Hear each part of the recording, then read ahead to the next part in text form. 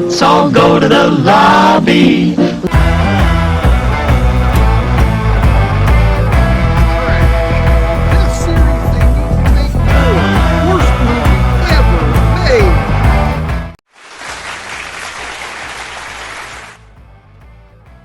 All right, my media moments. Okay, why are we doing my media moments? Hey, that's who I am. It's always has been.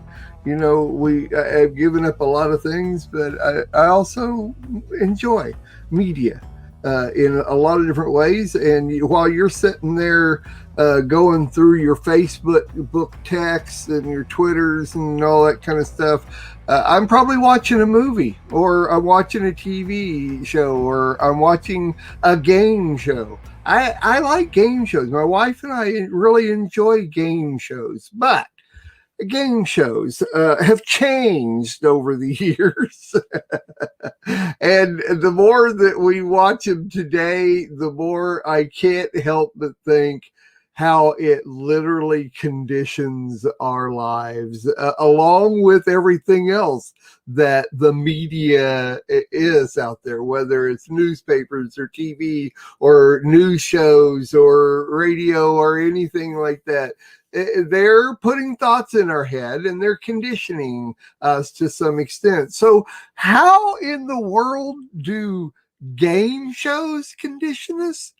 Well, money is the root of all evil. Okay, fine. That's good quote there for you. But quite honestly, money and how it's used in the media really do make people think differently.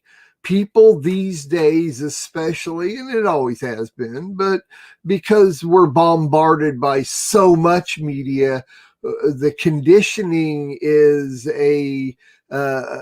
we're susceptible to so many different things, and that conditioning can easily change us into thinking a different way. And game shows, stop and think about game shows. It's interesting that way back when, I mean, 50s, back when early television game shows were huge. But I mean, when you were on there, you would win like $10 and $50 and $100. And it was like, oh my gosh, wow, this is so cool. I just won the whole game show and I'm going home with $150. All right, cool, But today,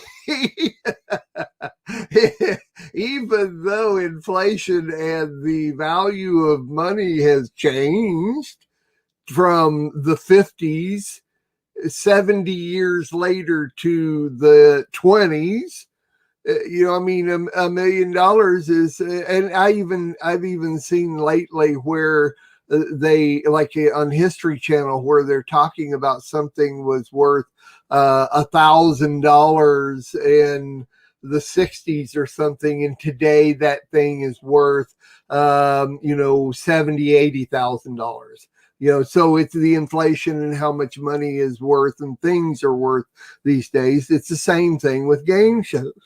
And so it's interesting to me because I like game shows and we still watch them. But it's of course it's 100% entertainment.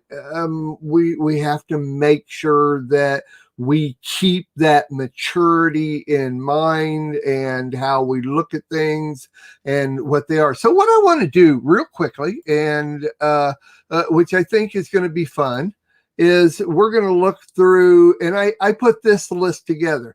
Now, if you look it up on Wikipedia and look up TV game shows, literally hundreds upon hundreds. I don't think there's 1,000 there, but there's hundreds and hundreds of different TV game shows. And, for the most part, 90% of them or more I've never heard of. But the ones that I have heard of are, the big ones. And I mean, old ones like the $64,000 question. Oh my gosh. One of the biggest shows of history was $64,000. Now, I think only one or two people ever actually won that. Most people went home with under $1,000, and they were thrilled about getting under $1,000 when they won. But then you had shows like $20,000 Pyramid, which worked its way up to, it was like $50,000 Pyramid or something like that. Finally, it ended up being the $100,000 Pyramid. Well, I mean, today $100,000 is more like the $1 million Pyramid. Anyway, shows like You Bet Your Life, The Gong Show, one of my personal favorites, by the way, Chuck Barrett. I've Got a Secret, To Tell the Truth, two great shows. Password, oh my gosh, Password, they won like $50 at a time and were thrilled to win those type of things. You have you have 6 rounds per show, and you don't win all that much, but everybody's thrilled to go on the show.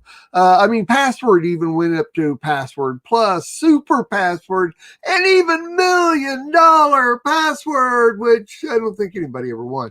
Anyway, you have other shows like Match Games, Card Sharks, Deal or No Deal, one of the funner ones. Apprentice, well, our favorite Trump, Apprentice, that was, had big shots on there that actually did win some money. And Family Feud, which is a fun one. Hollywood Squares was always a fun one. Jeopardy, The Joker's Wild, Let's Make a Deal. Oh my gosh, still going on. Sometimes they bring it in and out. The Price is Right, still going on today. Press Your Luck, which is one I never watched before, but I can't think of her name. Elizabeth something has brought it back, and you get to see it every once in a while if you're looking for it. Still fun on that one. Supermarket Sweep used to be really good. They brought it back, and we watched like a show, and it was like not watching that again. Wheel of Fortune still going strong. They brought back Who Wants to Be a Millionaire with Jimmy Kimmel, and that's a millionaire. Even back when it started, Millionaire. Oh my gosh, yeah, everybody wants to be a millionaire. Okay, so those are some old ones, and some of those that are even still going on today or have been brought back because they're good shows, they're fun shows. Today's most popular game shows, Beat Shazam with Jamie Foxx is one of the funnest game shows there is. Jamie Foxx is the most perfect game show host that there is, and you get to name songs, and I would love to be on that one. Another one is, of course, America's Got Talent is, they win a big $1 million cash prize, but you have to go through a whole lot and that kind of thing. So it's somewhat of a game show. Another one is Hollywood Game Night with Jane Flinch, and that's a fun one. A lot of these, what they are pop culture. You have to answer questions and know your pop culture to be able to go through it. I mean, the more they go on, the more you get frustrated, because at 66 years old, I don't know the pop culture. So you lose out on a lot of those things. Another one, a real fun one that we like is Ellen's Game of Games.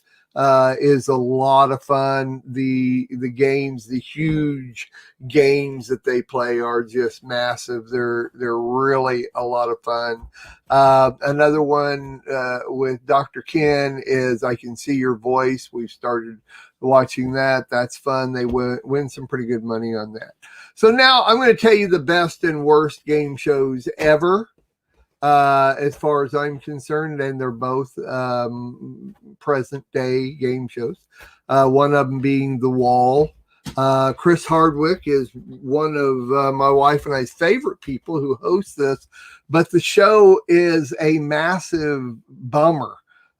because they bring two people in. They can be husband, wife, brother and sister, brother and brother, that type of thing, even cousins, that type of thing. And these are people that have done great things for their community, and they really want them to win a lot of money. And if they get the $1 million every time it goes, which will never happen, they can walk out of there with $12 million. But they could also walk out with absolutely nothing. And more times than not, they walk out with absolutely nothing. And it is horrible, because you want these people who've done great things in their community to win money, but they don't even get a penny. And some of them walked out. Couple walked out with over $1 million. Couple walked out with, hundreds of thousands. But once again, horrible, because so many of them don't win anything at all. The best show is called Mental Samurai with Rob Lowe, and you get all 4 different areas of things that they ask you questions on, and everybody wins, basically something, but it's fun. It's a good one. It tests your knowledge on things and not just pop culture. But what are we looking at here? The thing is that we've gone to, you win $10 per question, to now you have $1 million slots where it can go up to $12 million. And people, like for instance, during the wall, they can lose $10,000 or $50,000 or $250,000 or $1 million. They can just lose it, snap, just like that. And yeah, they're bummed out, but it's like you never had it.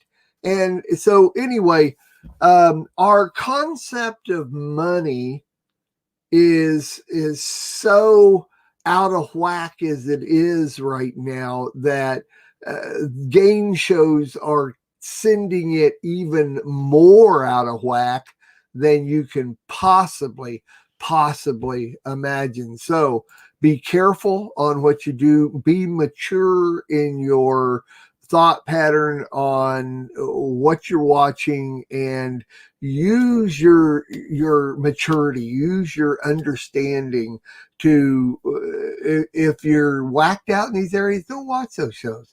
If you like them and want entertainment, they're fun. Here we go.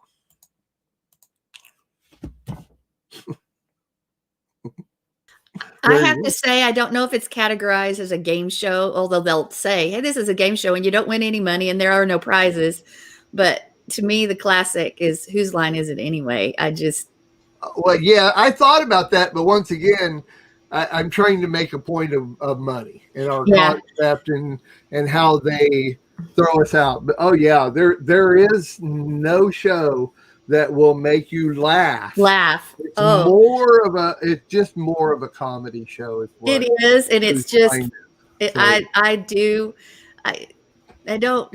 Anyway, in the past, I've watched it. Especially, I watched it a few times with Jonathan and things like that. And anyway, I don't. It's fun, but well, our concept of money and that type of thing are completely out of whack anymore. And game shows even just turn you even farther out on that. So there we go. Years ago, about I always like Wheel of Fortune, and I mean I'd watch it, but one of them I would watch was the Newlywed Game. That I don't know if you ever watched that years ago, but I mean I couldn't believe some of the things people said. I know about their spouses. And when we did take a trip, we took a cruise for our 30th anniversary. We'd never ever been on a cruise ever, and but they had a game like that where they called up couples from the audience. Yeah, and some people had been, and I mean it wasn't newlyweds, it was older weds, and they did not know as much about their spouses as the spouses thought they did. Yeah. That was funny. When it first started, it was fun, But today, to do anything like that, the Oh, entire show will be about sex. It'll yeah, be nasty. They'll yeah, talk about things that even husbands and wives don't talk about, you yeah, know. And so it's not even worthwhile to do that. So that's why I like the game shows that, like Mental Samurai, they don't ever get into that type of thing. There's yeah, nothing that the questions that are asked are never, you know, uneasy questions or sexual questions or things like that. And so that's why I'm interested. There's one I didn't mention called The Weakest Link, and it's one of my favorites also, but it's trivia questions. And I love that because it makes you think, but you got to think quick. And you so know, anyway. I guess Survivor or something like that, those Survivor shows, that could be considered because they're doing it for money. I didn't like those at all because they bring out the worst in people. Backstabbing, lying on somebody, anybody that had loyalty to someone was kicked Yeah. off. I mean, Yeah. I thought this is horrible. I mean, I kind of Yeah. watched it. A friend of mine liked it, and you know, and I'm going like, I don't like this. Well, it's I not don't like this considered at a all. game. Even though they win a cash prize, it's not considered a game show whatsoever at all. Yeah. It's just it's a psychological experiment is really what it is. And there's a You know, lot. you can learn a lot Well, on game shows. I mean, a lot of yeah. little trivia things, which are really fun. But ain't it funny that they don't have a game show about the Bible, about the knowledge of the Bible? Isn't that interesting? Well, there are religious channels. You know, if they don't, then that's too bad. We do it here. Yes, and we have fun. That's right. I like All right. Well, apparently.